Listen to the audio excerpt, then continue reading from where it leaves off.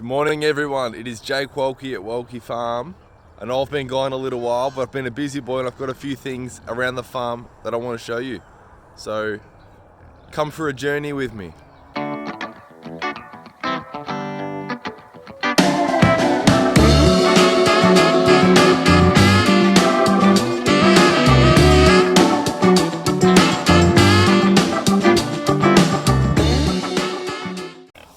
Hey guys, you hungry? We've stopped feeding our pigs ad lib because they were getting too fat.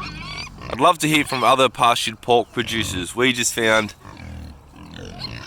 the fat for what the Australian clientele expects and wants from their pork. I couldn't stretch them all the way to what we were producing with these ad lib fed heritage breeds. So we're having to give them rations through the day, and here they're in the newest paddock they're probably going to march on today. Isn't that gorgeous? So I haven't done any videos on YouTube for a little while, and there's a few reasons around that. The first reason is I've been really busy. So COVID for me across my businesses has really kept me on my toes, and there's been lots going on. We definitely haven't been sitting around waiting for customers. We've been fortunate in the sense that our industries have been hammered, which has created its own set of challenges. I've also got a pregnant wife. My wife Anne is due in December, and I've got a little boy who you'd all know, Otto, who keeps us very busy. And the farm's been progressing leaps and bounds, but we've had some of our biggest COVID challenges in the farm with the Victorian shutdown here in Australia. The abattoirs got cut back to 2/3 production, and the people to miss out on production was the small producers like us. So we haven't been able to get an animal into the abattoir for about 4 or 5 weeks now, and for all intents and purposes it looks like it's going to be maybe that much longer again. So something that we did, and this is partly the reason we did it, but we bought a butchery. We purchased a freehold building here in Albury, which is a well-known butchery. It's been there for decades and decades, about 40 years. There's no equipment in it. We didn't purchase a business, we just purchased the building with the walk-in cool rooms and the freezers. So I've been madly settling on that. We cleared on that in 30 days, so we had a pretty quick settlement. And I'm just about to order all my equipment. I've got some equipment finance organised, which I can talk to you guys. Well, I'll quickly touch on it. Equipment finance at the moment is between 3 and 4%. It's so cheap. I really believe there's no equity needed, there's no security needed, there's no deposit needed. At least this was the agreement with my bank. And my interest rate was very low, 3%. And it just made a lot more sense to keep the cash in the game and keep cash flow going rather than try and buy, $80,000-$100,000 worth of equipment. I opted for new equipment. We like to buy things new and shiny because we're at the start of things and we want them to last a long time. We're going to be around a long time. We're still in a high production, time in our life. So we bought a butchery, and that's going to give us a few things. One of the first things that I'd like to clarify with people is we're not actually going to be using this butchery initially to open the doors and sell meat to people. This facility is for back of house processing, for authorised above board processing. Mr. Michael's turning up to work here. It's for processing for myself and other local farmers. So if there's local farmers around the area that want to get their pork or their lamb or their beef processed and packaged to sell direct to their consumer at the farmers markets, I want to be the guy that facilitates that. Anyway, enough about that. The thing that the butchery gives us is it gives us an account with the local abattoir. So hopefully when shutdowns come in the future, we're not one of the small providers that get shafted. Hopefully we can keep access going there. So that's something that's been keeping me very busy. Have a quick look at our garden. Got new garden beds going in the no-till method. No poison, no tillage. We just get cardboard boxes from our bike shop in town. So the best place for you to get big boxes would be a bike shop, a furniture shop, white goods store. These tarps are coming off because even though we did that, we have still had grasses punch up through the beds because we've got a lot of these rhizomal grasses. So we're just going to move the tarps over here. We're direct sowing some carrots and radish today, and all the broccolinis fully in flower, which we've let happen for the bees, and we didn't really have a good production planned in here. We are novice gardeners. The kale's jamming. Cafe's loving the kale. The sweet AMP's been really disappointing. It's just been flowering and no vegetable production. Oh, here we go. Sorry guys, I eat my words. I haven't been here for 2 or 3 days and they're finally coming. Sensational. Took you long enough. Oh, look at that. Now we're in the game. I am very excited about that. And they're not the sweet ands either. I thought I must have planted the sweet ands at home. Coming down past some of our compost heaps, and John's here milking the cows this morning. So our 2 dairy cows gave birth and the Friesian had twins. Morning, John. Good. And the Jersey had one beautiful little Angus Jersey cross, and John's been coming and milking them. Get much milk this morning? Not much from the Friesians, but Jersey cow got a lot, yeah. Maybe the Friesian's carrying the load of the extra bodies. So we went back to the dairy and purchased 3 more potty calves, and we locked them in here overnight, and now the dairy girls are sharing the load. So approximately 3 calves each, just to try to keep up with their milk production since they're not in commercial milking. So one of our other projects has been silos. So we've been on a real journey of feed over the last 18 months since we've started with egg production and pork, and because we started with our backyard flock in the beginning, we were buying bags here and there at 20 kilo bags, $30 a kilo. So quite an expensive way to buy feed, $1.50 a kilo. And then quickly we did the numbers and went to bulker bags. A bulker bag is 800 kilos and it works out at about $8.50 a ton. And the thing with bulker bags in our area is we have to drive to the produce store and pick them up, or they can deliver for a fee, but normally they don't like delivering at all. Silos, you can save up to 40% on your minimum blowout. What that means is your smallest delivery that our producers will come and blow into these is 5 ton, and buying 5 ton at a time delivered compared to picking up a bulker bag is almost a 40% saving, not including the cost of our travel time. So we're 40% better off. But the silos are expensive. So what we've done is we've opted to finance the silos through our feed company for 12 months. So 0% interest, 0% account establishing, all that sort of stuff. There's no surcharge on the silos. The price is the price. And 12 payments over 12 months, and they're paid off. And the only caveat is for that 12 months, you have to order the feed off the company that provides it. At the end of 12 months, if we decide to change feed producers, we can, because they're our silos. So we put some slabs in. We got some 13 ton silos. I was looking everywhere secondhand and couldn't find anything secondhand that was in good condition, that we could gravity feed out of without having to get augers and pencil augers, that matched. And we didn't want real small silos, we didn't want real big ones. 5 ton suits our needs at the moment, and 13 ton hopefully gives us a fair bit of growing room. So we've got 2, one for chicken, one for pig. And I've run the numbers, and based on our current production, which is growing all the time, but based on production as of today, these will pay for themselves in 18 months. And anything that pays for itself within 2 years is a no-brainer, must be done. And that 18 months is probably going to be closer to 10 or 12 with the rate of growth, with the addition of a second eggmobile, which I'm going to show you soon. We've been very busy. Spring is well and truly sprung, and you can see our mob of cattle in the middle there. We fenced off this second dam right down the back. You can't see it, but right down there's our X-wing. You might be able to see those dots there, all the chooks hanging out. Another compost pile. Haven't had a foggy morning like this for a little while, so just gorgeous. We had some issues with these cows. When we purchased them, we didn't know they were pregnant, and it wasn't really what we wanted. We bought 3 old dairy cows, 8-year-old, and the intent was to grass finish them on good quality forage and process them for beef. Hello, little Angus Jersey cross. But some came pregnant, and if you've dealt with dairy cows, you know that there is some extra attention needed because they are high production animals. So the Frisian got mastitis, out of my depth, called for help, got told to use antibiotics, and actually went and bought antibiotics from the vet. They got shipped here.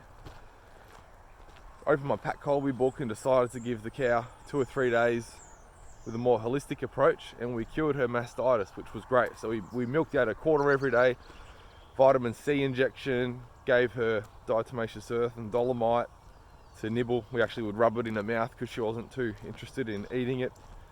And we had an antibacterial, just the over-the-counter thing at the chemist, which we were injecting into her quarter. And it cleared it up in 3 days, and we ran it for another 1 or 2. Just felt nice to save her from that without having to go to the antibiotics route and, you know, start killing all the gut health of her calf who was feeding and all that sort of rubbish. So, and then Jersey girl got milk fever. So I had to give her a few bags of 4-in-1, which milk fever is when they use all the calcium in the system to produce milk and have nothing left for themselves. And we've had it before with our dogs, and we used to heavily supplement their feed, give them calcium. You can't do it too early in pregnancy, you have all these other issues. Eventually we figured out that it wasn't a calcium issue. They weren't lacking calcium in their diet, they were lacking phosphorus and the ability to metabolize the calcium. These cows we took off the mineral feeders earlier. We brought them up to the house so we could watch them calve, because we knew once they calved we'd have to start milking them to help with their oversupply of milk to prevent mastitis. And I really believe if we had left them on their minerals for longer, following the mob doing their rotational grazing, we wouldn't have had these issues. So just not something in our grazing plan or in our farm plan for the year, but one of those curveballs that you have to deal with. And I've grown really attached to Jersey girl through this period. She's a lovely cow, and we're really enjoying having her beautiful fat Jersey milk in our house and having her as a house cow, so she might have a place on the farm longer term. Frisian had twins, and she's feeding 3 or 4 calves at the moment, so she's proving to be a good little investment as well. We have lots of dogs on the farm at the moment. There are dogs. This is Gunter. He's one of our Schnauzer studs, looking very shaggy.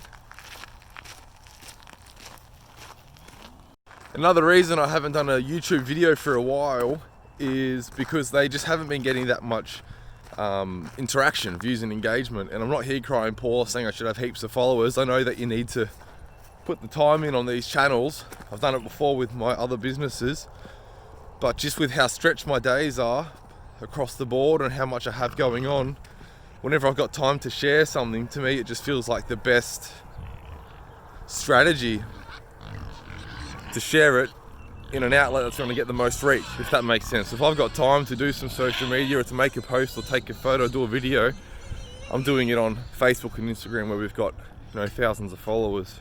These YouTube videos take a lot more time, and for lesser impact, it's a harder thing to prioritize. We're in blossom here. I'll show you through the orchard. So all the stone fruits coming out, peach and apricot and nectarines. And we've been digging in. We've got rows of Kipfler potatoes, which I've just been absolutely blown away with how quick. We haven't had to irrigate yet, but we're just ready. I've been blown away with how quick they have sprouted. So we've just raked back the mulch, which is about 20-30 centimeters deep. We just raked it back, dropped our seed potatoes, little Kipflers in, and covered them back over, and bang, incredible. And here's a mob that we did a couple weeks before that one. Look at them. There would be 2 potatoes there, and all those shoots are coming up.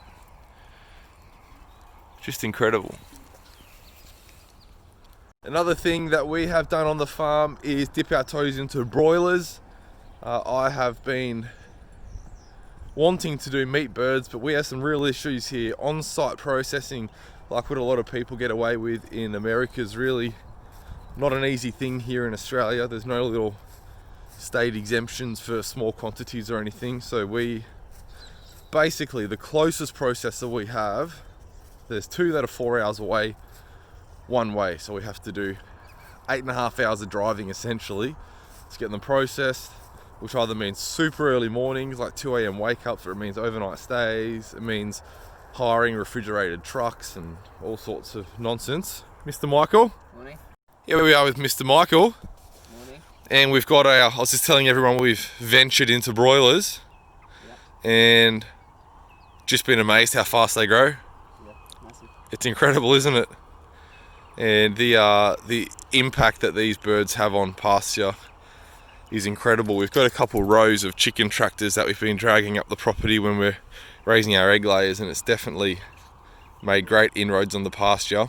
So I'm building another chicken tractor today. These are attempts at a polyface design, but you can see this is all out of tube before. This one's much too heavy and it's small. It's probably 30% smaller than a Salatin pen and just heavy as. This one is a more appropriate weight but still far too small. So I'm building one to spec. They're all in there feeding. We've just got PVC with the top cut off. This one was made too short accidentally, so we've MacGyvered up a little. Way to raise the water. Won't make that mistake again. And then there's all the manure they're leaving behind.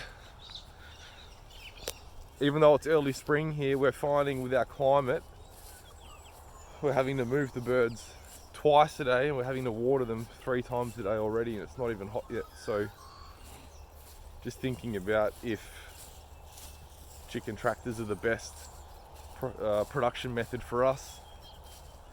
And the hardest thing, I guess, for where we're trying to go with it at the moment is to do that trip, that 4-hour each way trip for production. We really need to start crunching numbers on, well, I know we need to do at least 300 birds basically to make it worthwhile, but we have no customer base for birds, so gonna have to get my cap on and start getting some community involvement, I think, and maybe a bit of a pre-commitment or CSA model there. Here we have our new eggmobile. So this is a design that we have taken from Richard Perkins in Sweden, from Ridgedale Permaculture, and we've done a few little things differently, but we've got a caravan chassis which I bought for $300. Very strong chassis with a dual axle, which I was excited about. We've used a little bit stronger base, so we've extended it with 50x50. We've used LVL for the base instead of 2x4. We've got the mesh floor in here so they can walk around, but it's manure can still pass through. We've got the perching roosts. But one thing, well, two things that we've specifically done differently is we've left the side open for ventilation. And I'm actually either going to cut some twirly whirlies in here or just cut a lid and just sit some panels up, because we get really hot here. And then I've actually mounted the nesting boxes on the outside so we can collect eggs without having to go in. So I've got some AstroTurf being cut to go in here, and I will be insulating the insides of these boxes just with a thin little foil batting, because I am aware that this is going to get very hot in our climate. So it's just going to be a matter of see how we go. But we're very excited to have a more mobile, faster moving, longer distance traveling eggmobile, because the X-Wing, there's no hope of following stock, and we want to use this one to follow our cattle. Here's our little door. This just streams in.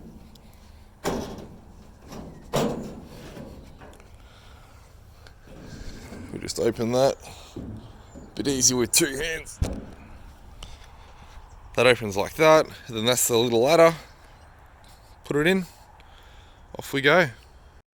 We've put new water lines in since I last showed you around the farm. So we did about another 800 meters, and this is one of them. It's using 6mm air hose, and this is taking the water 80 meters down there and feeding water into the broilers, so we don't need to carry water. We can just hose it in. Finally, I can pretty comfortably say that there is barely a spot on the farm that isn't within 100 meters of a plug.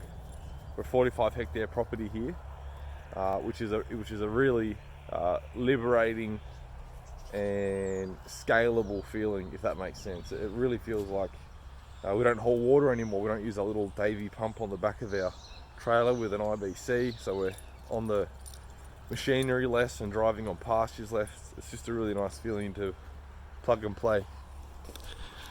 Here's our next chicken tractor, trying my best. You all know I'm not very handy, but I'm trying my best to follow the polyface designs.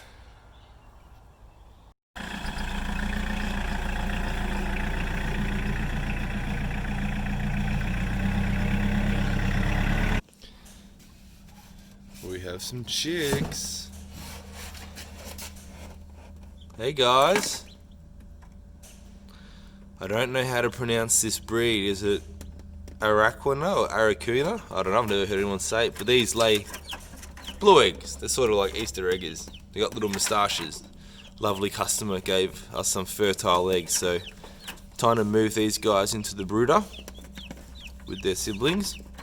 We have not yet fired up the new incubator, but we're not far away from getting this going. We would like to hatch our own chicks using Isa Browns crossed with our barnyard roosters, because we're just finding they can handle the heat a lot better. The purebred Isa Browns really struggle here in summer, irrespective of what we do. Sprinklers, everything helps.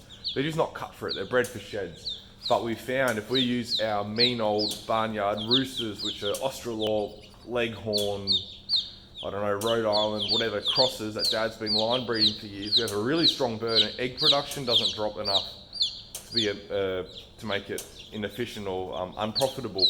I think if we did that for another 1 or 2 generations, it'd be tough with egg production. So I think the trick for us is to have a flock of Isa Browns and mate with them and take that hybrid vigor, and that first generation cross is going to be the one for us to use. So this can handle 450 eggs at a time, so hoping to put one big batch through there and get the birds going for the eggmobile. And here's our little makeshift brooder for this small batch. And these chicks are just, I love the colours. Isn't that gorgeous? You need some more wood shavings. I'll get some for you. Otto has blocked Grumpy's way with his playing, so he's making room. And of course he wants to go on whatever's being driven. Tractor, car, lawnmower, motorbike. Otto's on. Just mucking around with the chicken tractor. I've got the dimensions how I want it. Got the roof how I want it, one big lid. Just working out how I'm going to mount my door. I'll sort of put these, wish they were down the bottom, which I can change them. Just thinking. Otto, we say thanks to everybody for watching. Thanks for coming along today, everyone. We finished at the farm. We're just doing a drive down the street, checking on the cows. There's the dairy cows with their adopted ones. See ya. There's Jersey Girl, and if you can see just there, there's her little adopted Jersey Charolais. And then if we just actually scoot down, just by happenstance, see the beautiful forage in there. This is where our cows are coming into. It's about 30 to 40 centimeters tall. Beautiful forage. There's a couple of steers down there trying to mate. Carry about 63 head at the moment. Then you see we're approaching the X-wing. Beautiful recovery in the top end of these paddocks. This is on the east side of the property. We're going to come down and clean some of these spruce off the street in a couple of weeks. You can see the change in the colour of the paddock when you're looking further to the west, how it's lighter. That's been grazed, and now we're moving up. There's the birds approaching the southern boundary of the property down here. Thanks for watching. See you next time.